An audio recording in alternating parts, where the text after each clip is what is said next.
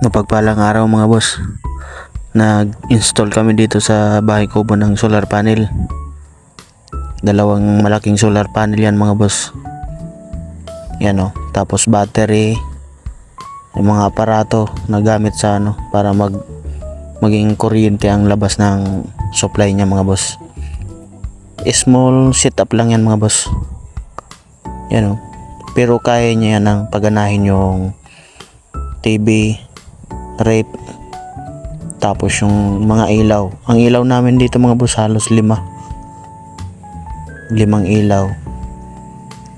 Tapos napapagana namin yung yung washing. Na-try na namin yung washing. Yung rice cooker, tapos yung heater din namin na-try. Ayan o, mga boss. Gumagana na yan, halos 24 hours na namin yun na napagana. Goods na yan mga boss.